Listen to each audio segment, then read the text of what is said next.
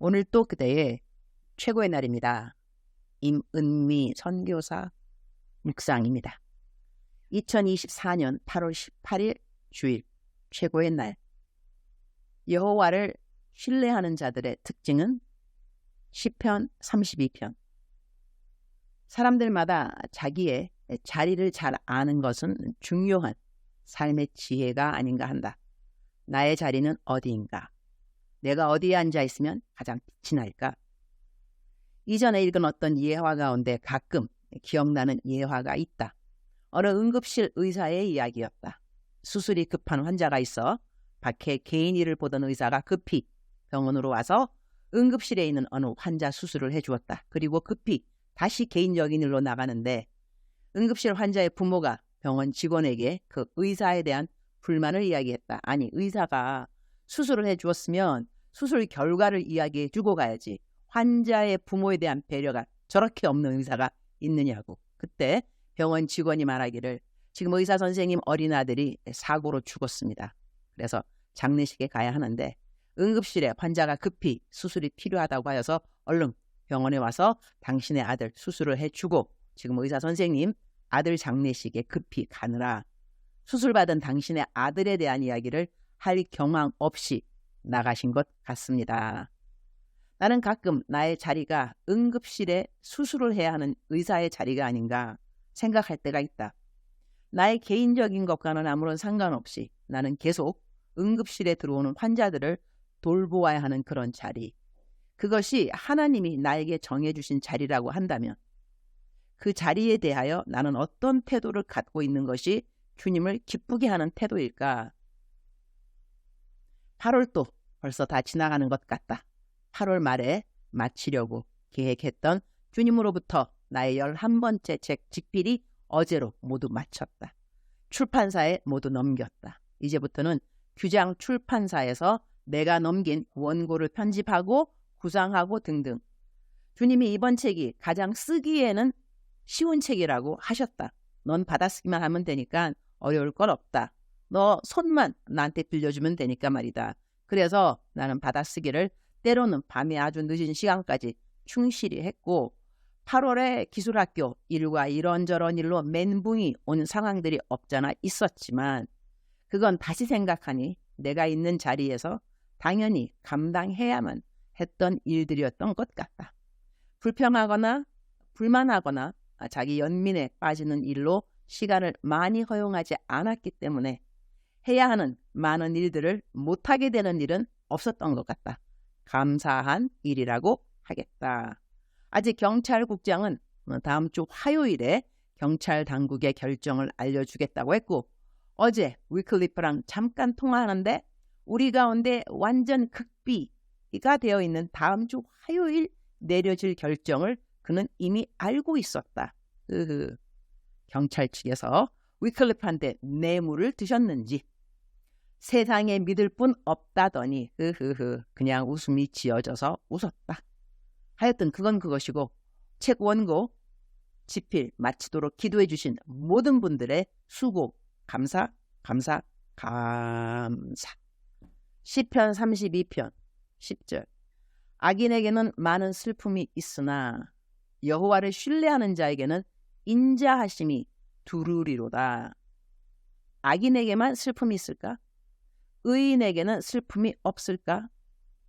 악인이 갖고 있는 슬픔과 의인이 갖고 있는 슬픔에는 어떤 차이가 있을까? 악인은 슬픔이 있을 때 감사하지 못하지만 의인은 슬픔이 있어도 그 슬픔 가운데서 감사의 제사를 지내는 것이 가장 큰 차이점은 아닐까? 우리 예수님 믿는 사람들은 환경과 상관없이 어떤 일에도 감사를 잊지 않는 태도가 바로 삶의 능력이라는 생각을 갖게 한다. 우리는 슬퍼도 감사할 수 있고 우리는 분노해도 감사할 수 있고 우리는 억울해도 감사할 수 있고 우리는 속아도 감사할 수 있고 우리는 아파도 감사할 수 있고 우리는 감옥에 있어도 감사할 수 있고 우리는 야외에 있어도 감사할 수 있고 우리는 비가 와도 감사할 수 있고 우리는 눈이 와도 감사할 수 있고 우리는 돌아보면 감사할 것 투성이라는 생각으로 하루하루를 살 수 있다. 악인에게는 많은 슬픔이 있으나 여호와를 신뢰하는 자에게는 인자하심이 두루리로다. 오늘 묵상 구절인데 여호와를 신뢰하는 자는 인자하심이 두루리로다. 그 말을 여호와를 신뢰하는 자는 사방을 둘러보아도 감사한 일로 두루리로다. 이렇게 대입해 보게 된다. 하나님을 신뢰하는데 마음과 눈을 고정하게 되면 그 어느 것에도 일단 흔들리지 않게 된다. 그리고 흔들리지 않는 그 마음은 얼른 모든 것을 감사로 바꾸는 능력으로 바뀌어지는 것이 아닐까, 그런 생각을 하게 된다. 주님, 오늘 또 최고의 날입니다. 원고 집필을 잘 마치게 해주셔서 감사합니다. 이제 규장 출판사 편집팀과 함께하여 주시기를 기도드립니다. 저는 오늘하고 내일 좀 쉬어야겠습니다. 주님이 저에게 요즘 해주시는 말씀에 웃음이 지어지네요. 유니스야, 너는 나를 많이 닮았지만 아직도 닮지 않은 부분이 있단다. 안식에 대한 것이지.